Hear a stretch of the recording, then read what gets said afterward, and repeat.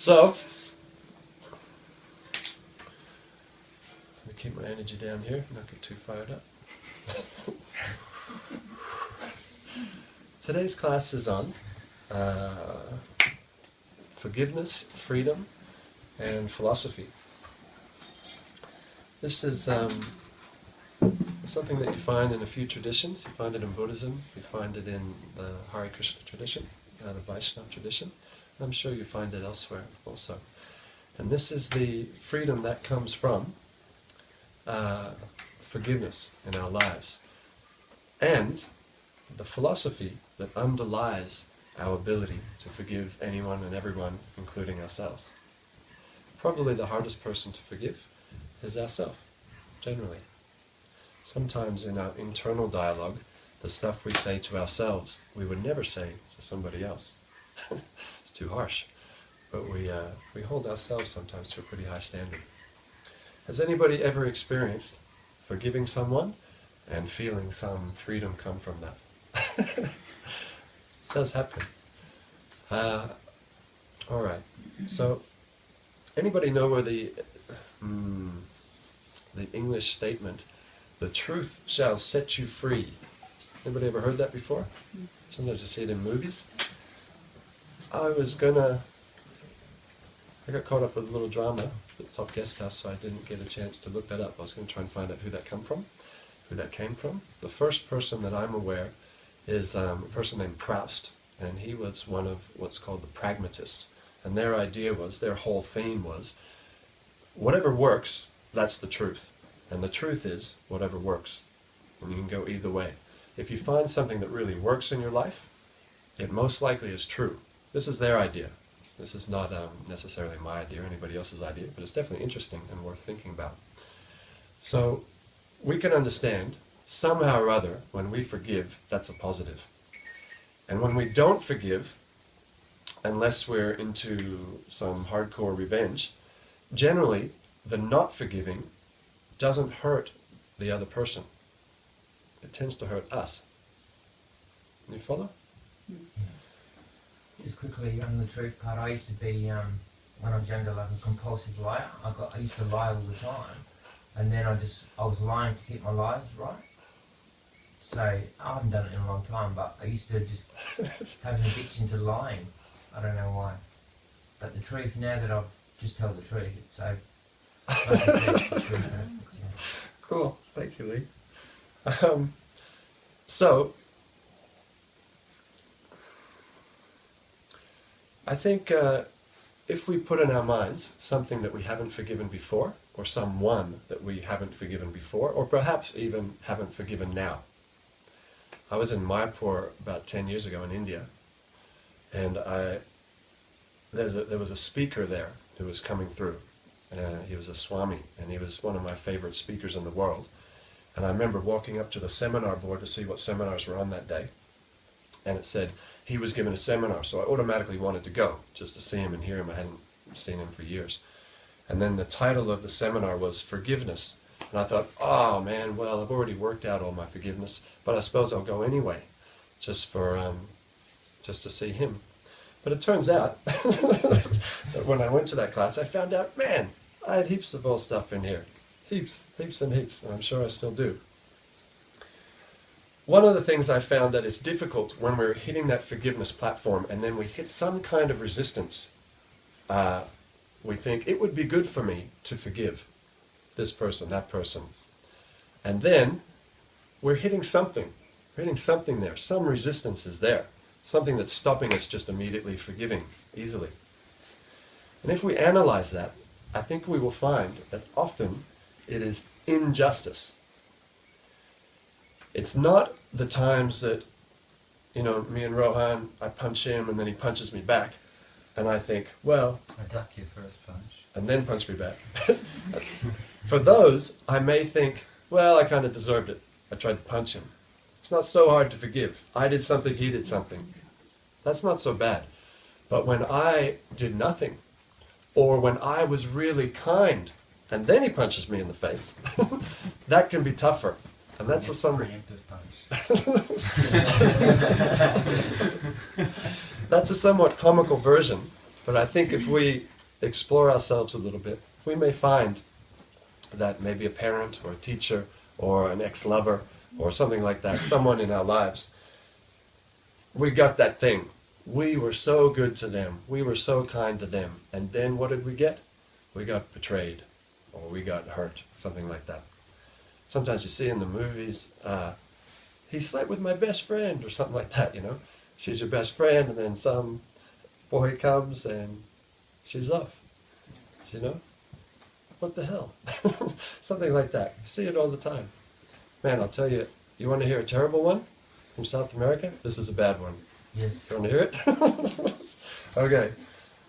My best friend for many years, his name is Percy Garcia. And he is it's a tough one, isn't it? It's great to be on YouTube also. Great. You would appreciate Hey, it. Percy. He told me this story of a person that he knew in South America. So it's not directly about Prem. Percy is the director of Yoga Expo and the director of Govinda Valley, where I previously was working before I came here. There was a married couple, I believe in Peru, and they had some tumultuous relationship, as South Americans sometimes do. A lot of passion there. It wasn't Argentina level, but it was pretty hardcore. So they eventually broke up. The wife left the husband, and eventually that wife, yeah, you're going to be on YouTube, so. Eventually that wife met somebody else, ex-wife, met somebody else, and they were going to get married. And this whole time, the husband had not been able to deal with that, and had been very angry and, you know, all sorts of things and craziness. But towards the marriage date, when his ex-wife and the new husband were going to get married, he seemed to digest it, finally. He seemed to sort of come to terms with it. He started being nice to them. And then on their wedding day and for their honeymoon, he even agreed to take the two kids so that they could have a nice wedding and go on their honeymoon and not have the children to take care of for a few days. You ready for this? Because it's going to maybe hurt your nervous system. I hope not. So what he actually did is he took those two children and he killed them both. It's a true story. And then he killed himself. And he did it in such a way that she would find out just as she was getting married. Wow, oh no. So as she was walking out of the church, just married, life is blossoming, everything is there, the news came. Your children have both been killed. Life over. Prem told me that she never really recovered. So, like that. That was a little bit extreme. I hope I haven't taken the energy of the room down too much. Sometimes it's good to tell graphic stories because it definitely captures attention. I have everybody's eyes right now. Yeah, that's true. We can have gratitude being surrounded by such lovely souls. So, would we agree that forgiveness is a very handy skill? If we could just think of any past thing that we need to forgive or that we would be good to forgive, would be beneficial for us, even and including, and especially including, forgiving ourselves, letting ourselves go for whatever has happened in the past. If we count that as a positive value, there is a philosophy that underlies the power for us to forgive. This philosophy is basically a full and complete understanding of karma, as it is taught in Buddhism, or actually in the East in general. Jainism, Buddhism, most schools of Hinduism. So we'll explore this a little bit. Because this does work, if Proust was right, the pragmatists were right, then perhaps that lends some evidence for the reality of karma. But whether we think of that as true or not, let's look at this point. Now we'll go to the Garden of Eden. So we'll transfer over another, maybe 3,000 kilometers to the west. We're now in the Middle East, somewhere. I actually don't know where the Garden of Eden is, but somewhere over there. When Adam and Eve had their little fall, you know the whole story? Eve, she was talking to one snake, and the snake said, "Oh, this apple tastes really good." And That's the sort of symbology for temptation in life, you know, something that we know we shouldn't do, but we kind of do anyway. So she took this apple, and having feminine skills, as all intelligent and intuitive women know, they can control their husbands with the right abilities, with their feminine abilities. If they got it going on. A few of the boys are going, yeah. She went to Adam and said, hey, this apple tastes really good. Somehow or other they took that apple, and then they gained a type of knowledge.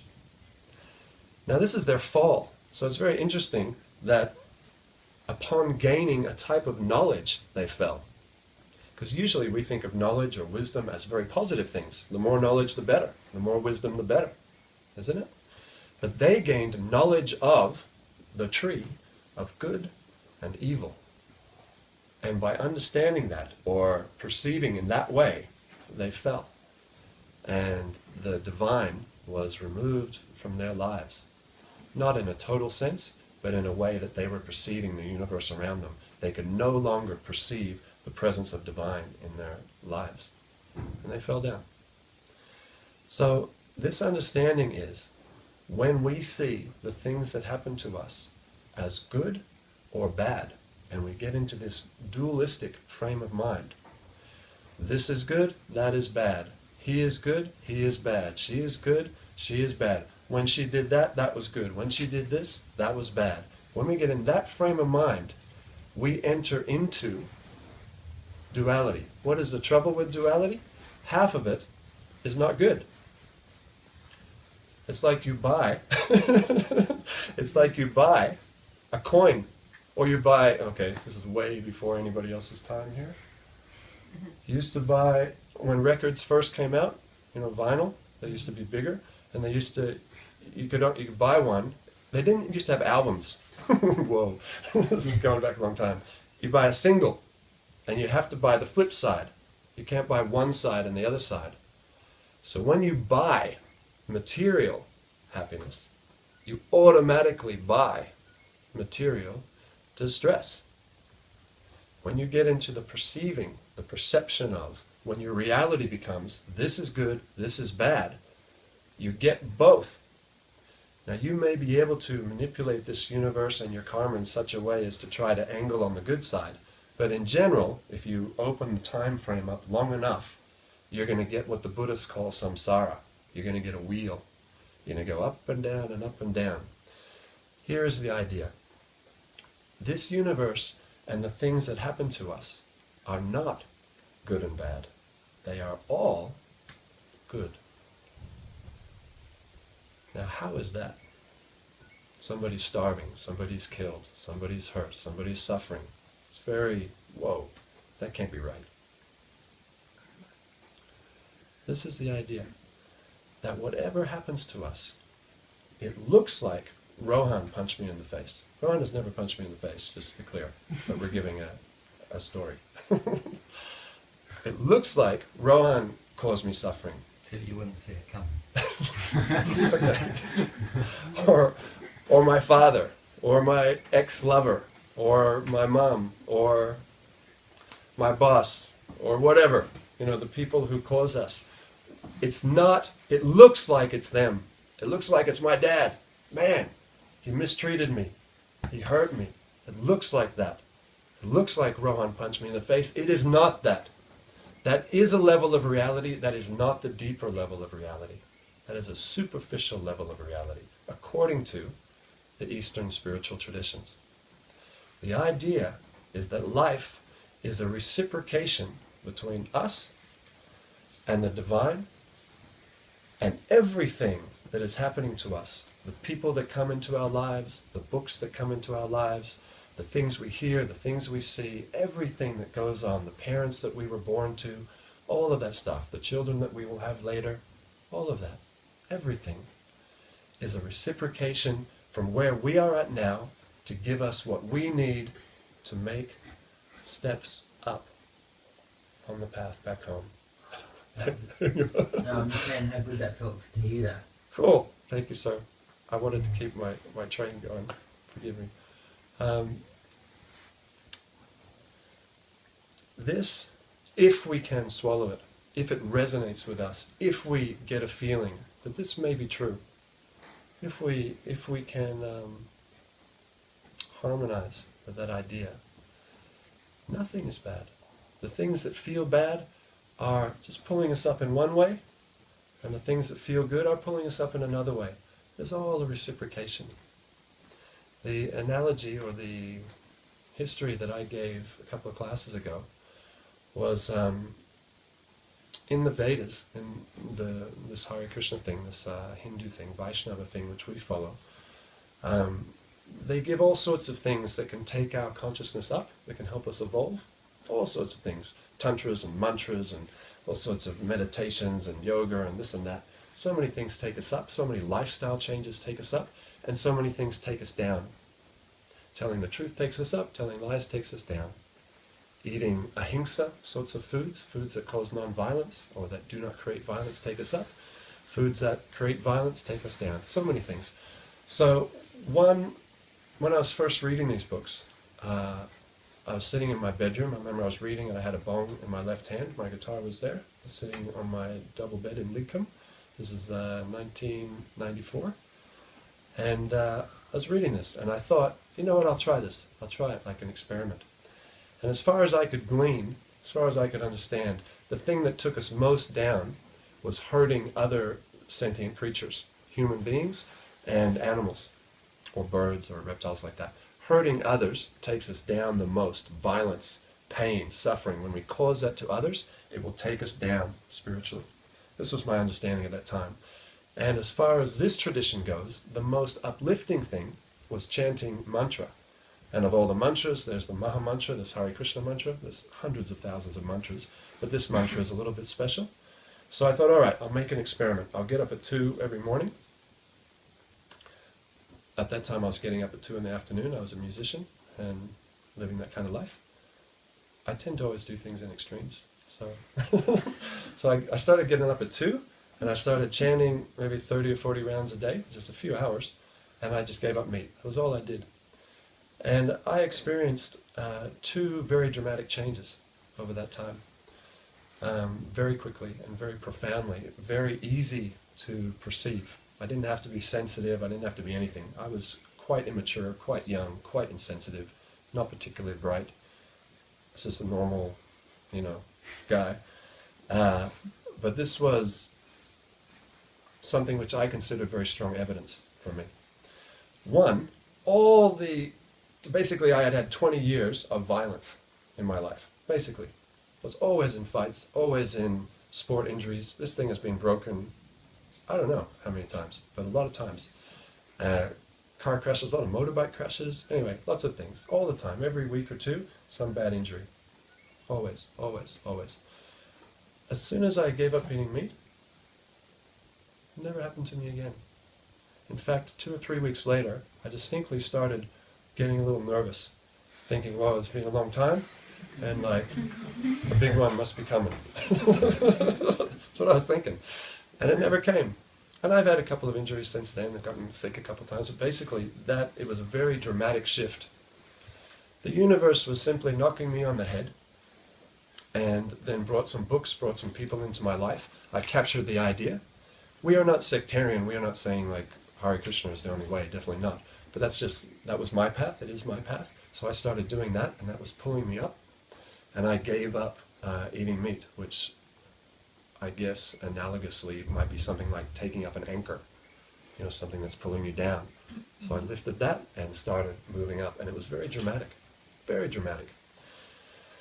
So, like this, everything that happens to us, everything, the pain, all those little knocks I was taking, finally took me to the point where I was searching, and that was the idea. On that principle, although I might have been a slow learner, at least I eventually caught on after being hit by Rohan so many times. I started to think about it. This is the idea. So if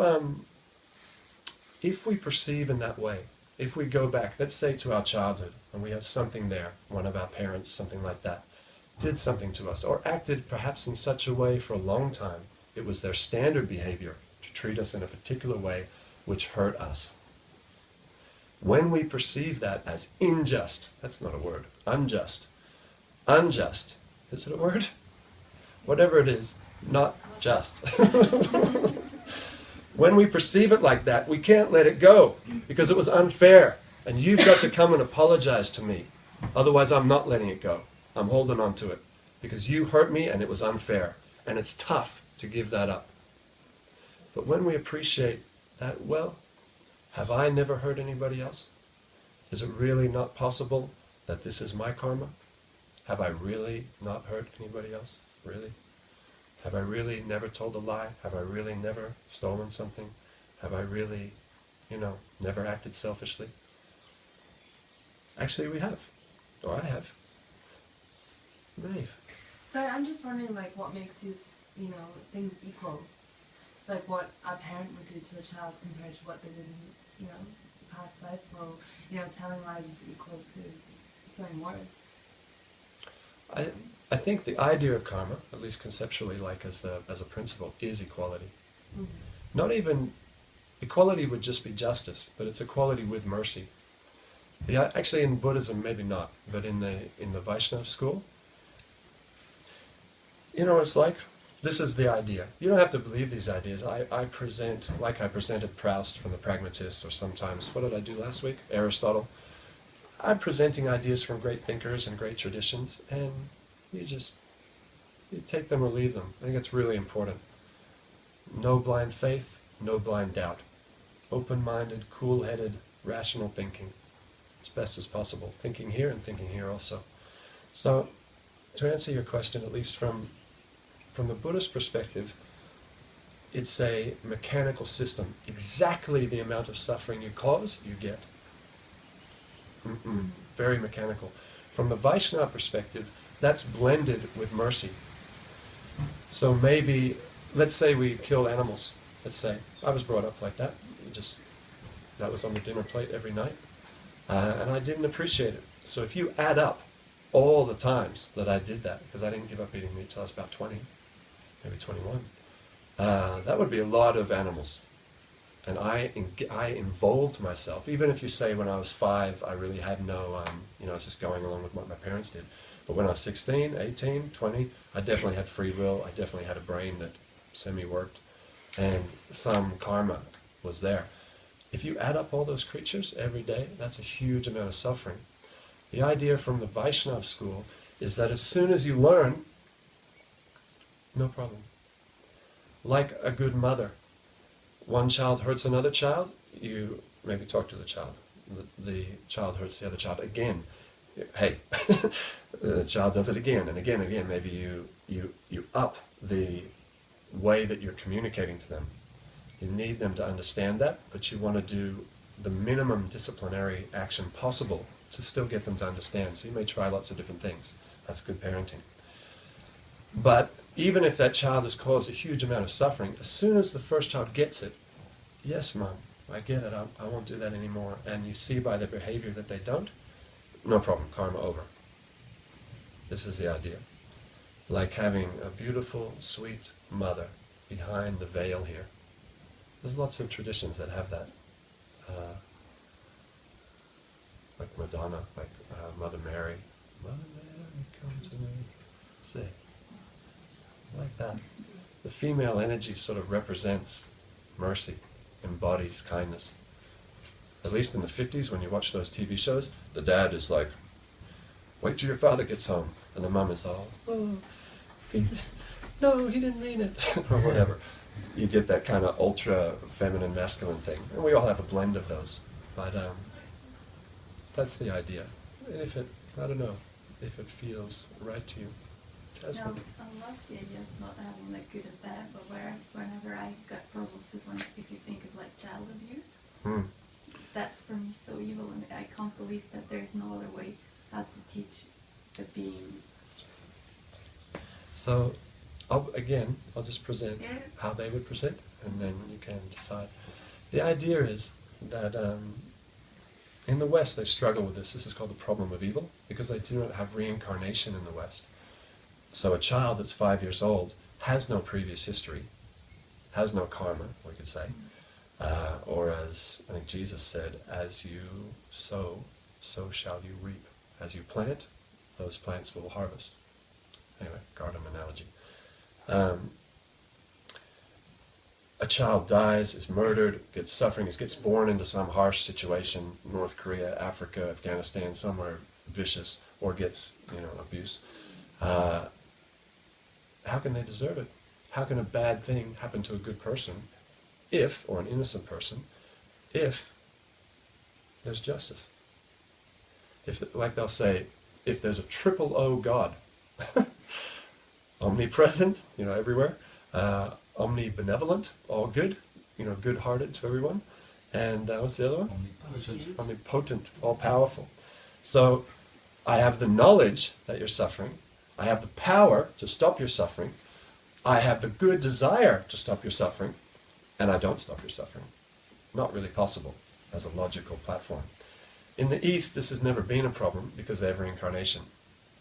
In the West, that's the problem of evil, and people have definitely struggled with that. I think there was a book by a rabbi maybe 20 years ago, Why Bad Things Happen to Good People. Something like that became a bestseller. In the East, they solved this philosophical problem like this.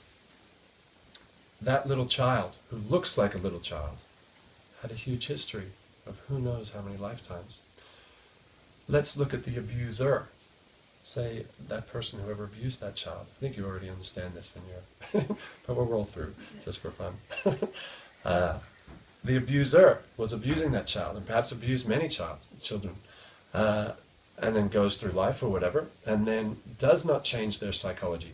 I saw a documentary on child abuse just recently, where these people were living in a home specially meant for child abusers. It was like a pampery kind of jail, like a country club jail.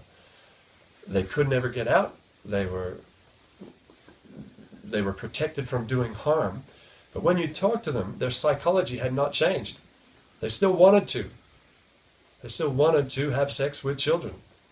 But they were protected. They couldn't go out, so they couldn't hurt anybody.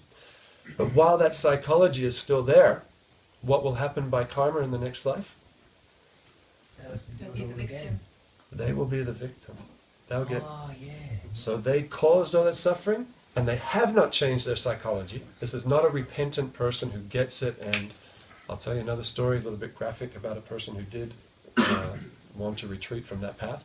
In their next life, if they can't learn by words, by encouragement, by counseling, by being put in prison, they can't learn that way, they still want to hold on to that idea, I will have sex with children if I can get away with it, then in the next life, they will be abused.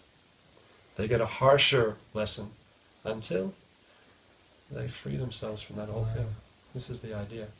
There was a gentleman, I believe, anyway, I don't know where he was from, I think he was from Scotland, who, and I don't think he's the only one, who had that desire and who did commit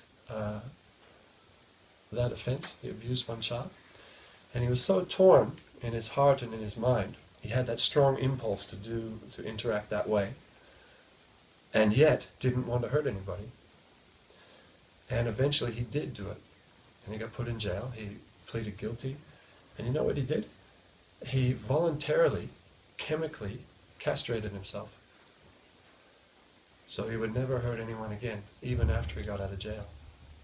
The boys are going, whoa. It's hardcore. It's hardcore. When you say chemically, did he cut it off himself or did he get it?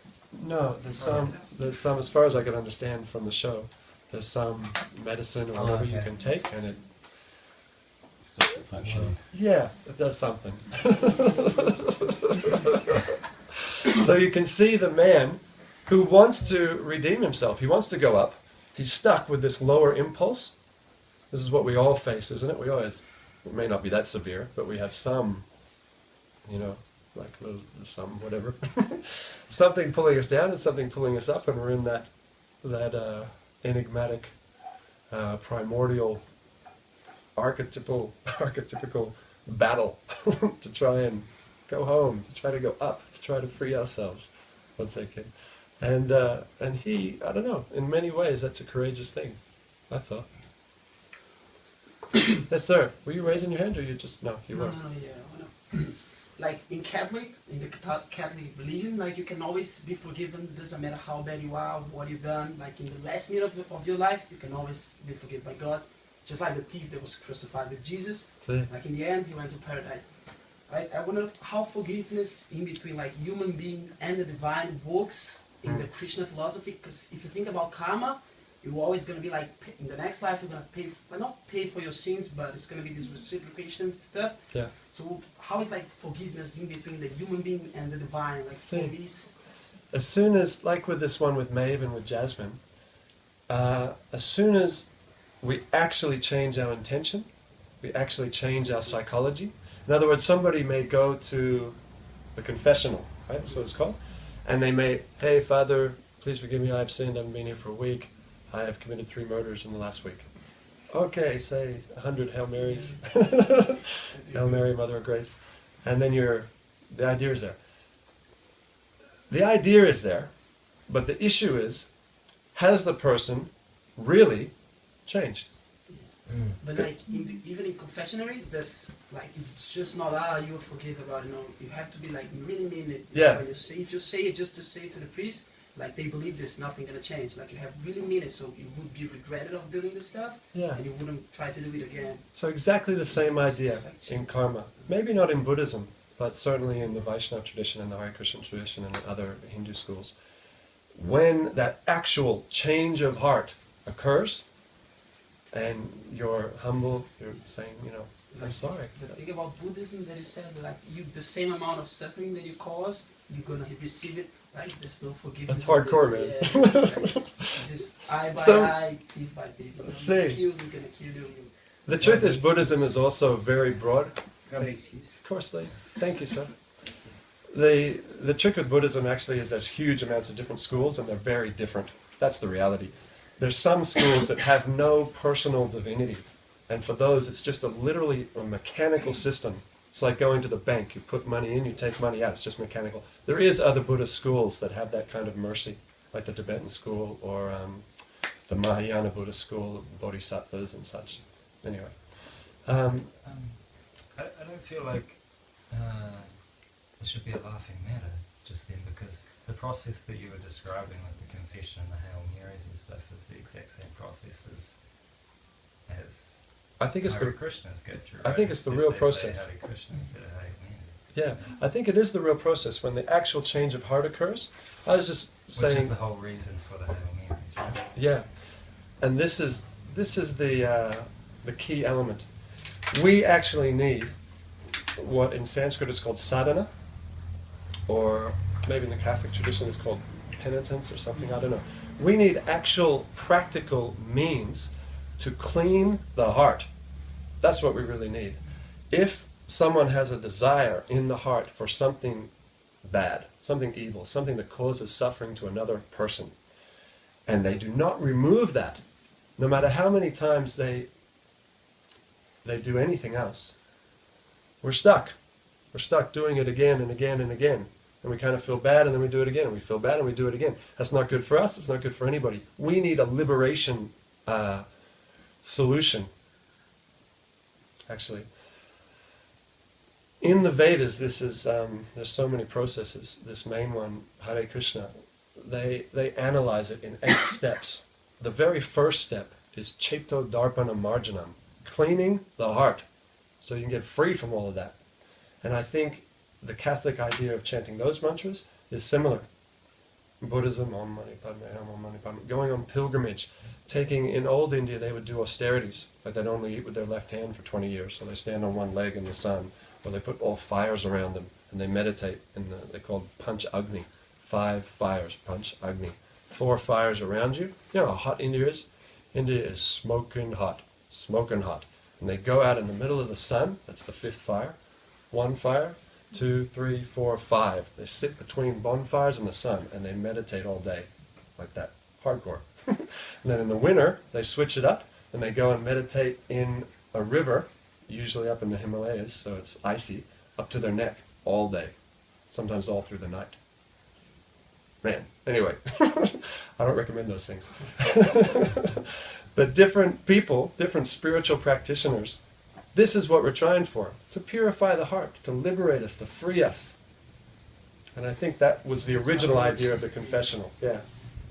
And maybe for some people who have the heart for that, the confessional system of the Catholic situation probably still works. Why not? And like in this way, in the karma, so you can, like, if you do something really bad for a long time of your life, but you achieve this liberation or solution, you don't have to carry this to the other life necessarily. No. Sometimes you can just let it in the past and you Yeah. We capture in the West, almost all of us here are from the West. Is anybody born in the East? Say east of Iran? Anybody? So we're all Westerners. We get brought up with the remnant of the Dark Ages conception of God. Say it one more time.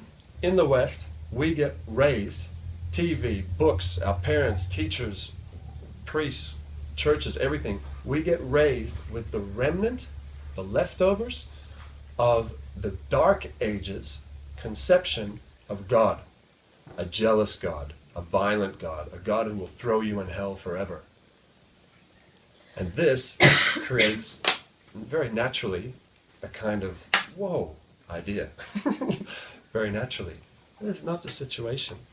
Plato argued the same thing against Homer's view of the gods. The gods are not irrational, or God in the Christian tradition is not irrational, or the goddess, like if you're Wicca or something like that, or a Shakta. Whatever you perceive the divine to be, it is divine. It is loving, it is graceful, it's forgiving, kind. You don't have to fear. As soon as we understand, and we just change, they love you. The analogy is, all you girls, do me one last favor. We're about to end in 2 minutes here. Give me your last 2 minutes attention. You imagine now, a few years in the future, you have a little girl. Little girl. And she does something, whatever it is. She comes in every morning before you want to get up and she jumps on you and you're starting to lose your mind or something like that. Whatever it is, she's doing something wrong. And she comes to you and says, "Mommy, I'm sorry. I'm sorry." What are you going to do? And we're not perfect yet, but there's no way we're going to do anything other than, "It's okay, sweetheart," and pick her up, and no problem. Come and watch cartoons so I can relax. Or whatever. Whatever we do. This is the divine. The divine does not have to be feared. There's no, this Dark Ages thing that led to the Inquisition and this whole business. It's not true. God, the goddess, the gods, the divine is not like that. They're very kind and gentle with us. Just like as we are trying to be, we're trying to be kind, we're trying to be forgiving, we're trying to be as nice as we can, truthful, all that. That's the divine. That's who we originally are. That's who we will become again. And that's who the divine is. Perfectly gentle, loving. There is no other purpose in life. My dear friends, we have gone over time, as is usual. Is that okay? I know it's a kind of an abrupt ending. Thank you all very much. We'll see you in the morning.